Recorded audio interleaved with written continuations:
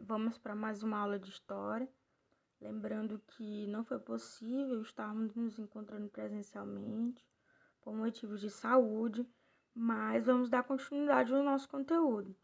Lembrando que a gente já esteve falando, né, um pouco sobre a questão do movimento iluminista, né, de que forma o movimento iluminista influenciou aí nas transformações da Europa no século XVIII. Falamos de alguns teóricos como Voltaire, como Rousseau, como Montesquieu, e também a última conversa que tivemos, falamos aí sobre alguns reflexos, né, da influência iluminista também aí entre os séculos 17 e 18, nas revoluções liberais, né? Falamos também sobre quais eram os princípios da filosofia iluminista, a liberdade, igualdade de direitos, né? E quais foram aí as influências dos iluministas, tanto para a política como para a religião e também para a economia, né? E ficamos de tratar um pouco mais sobre a questão do liberalismo, né? Que foi também uma teoria que surgiu entre esse contexto, né? E teve principalmente grandes influências do iluminismo, né? Sabendo que a Idade Moderna ela é marcada aí pela ascensão da burguesia no poder, e a gente percebeu ao longo das nossas discussões que a burguesia ela vai se mostrar aí com um grande poder econômico, né, no contexto europeu. Porém, o que vai marcar também será o interesse pela, pela pela obtenção também do reconhecimento político, né? E não só o reconhecimento econômico, já que as classes privilegiadas, elas estavam aí entre os nobres e o clero. Então, no liberalismo, a gente vai começar a perceber as suas raízes na Europa, né? Não só apenas no século XVIII, mas também no século XVII, né? A gente consegue entender aí e compreender esse conjunto de teorias econômicas a partir da consolidação dos estados nacionais, né? Do fortalecimento das monarquias, né? O fortalecimento das ideias de liberdade pregadas pelos filósofos iluministas e também na crença da onipotência da razão, ou seja, aqui a gente já começa a entender e identificar, né, a valorização do pensamento racional, né? Porque ao olhar iluminista, eles acreditavam que a razão ela deveria iluminar a sociedade daquela época, né, pessoal? Então, a ideia também de Estado Nacional, ela vai significar um rompimento, né? Um rompimento com esse passado. Que passado era esse? Passado medieval, né?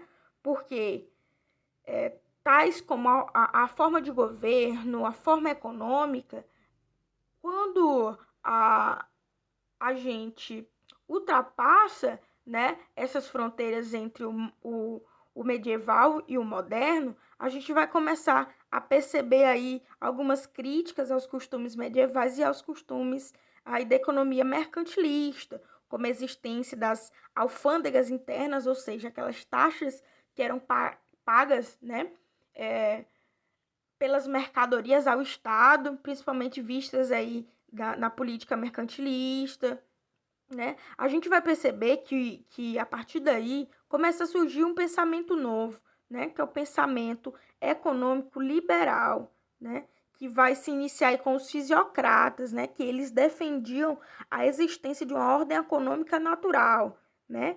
Com pouca intervenção aí do Estado. E foi a partir disso que se lançou mão, né, da proposta do liberalismo, como a defesa da garantia dos direitos individuais, principalmente os direitos de propriedade, né? Eles tinham também aversão ao poder absoluto monárquico, ou seja, eles eram contra a política do antigo regime, né, o regime absolutista, e também eles eram contra a intervenção do Estado na economia, né? E os princípios liberais, né, é interessante a gente perceber que para os pensadores liberais, eles contestavam, né, essa sociedade do antigo regime. E eles começavam ali, dentro desse contexto, a apresentar as propostas, né, de uma nova organização social. Não é à toa que a gente consegue identificar, dentro do liberalismo, duas vertentes, né, que é o liberalismo político e o liberalismo econômico, né? Porque a base social do pensamento liberal vai ser a burguesia, né, que já tem o seu poder ali econômico, mas vai procurar também se ascender ali no campo político, né? E o liberalismo, ele também, no viés econômico, ele é fortalecido também pelas ideias, né, da ausência de interferência do Estado, né? É o que mais na frente a gente vai conhecer, né, como o desenvolvimento da teoria capitalista, né? Então, na política, é interessante a gente perceber a limitação do poder do governante. Eles queriam, de toda forma, também limitar esse poder desse rei outrora absoluto, né? Na economia, eles combatiam essas restrições, principalmente da política econômica mercantilista, né? Como combate a esses monopólios, as taxas, né, que eram pagas ali na mão do Estado, né? E pregavam também a liberdade do indivíduo. E entre os teóricos, temos aí, tanto no campo político como no campo econômico, temos o John Locke, né, e o Adam Smith, né, que o John Locke ele vai se dedicar ao liberalismo político, né, e para ele a função do governo seria garantir, né, esses direitos naturais do indivíduo, né, os direitos, as liberdades, né, e para ele o governo deveria ser controlado e fiscalizado pela população. O que a gente vai começar a perceber é aqui outros nomes, né, que começam a aparecer dentro da história, né, povo, né, e a defesa de direitos, né, principalmente a questão do direito à propriedade e à igualdade, né. Adam Smith também será aí um nome muito representado pelo liberalismo, principalmente o liberalismo econômico, pois pregava o quê? O fim da intervenção do Estado, né? O mercado, principalmente baseado na lei da oferta e da procura, né? E uma economia de livre comércio e também de iniciativa privada, tá?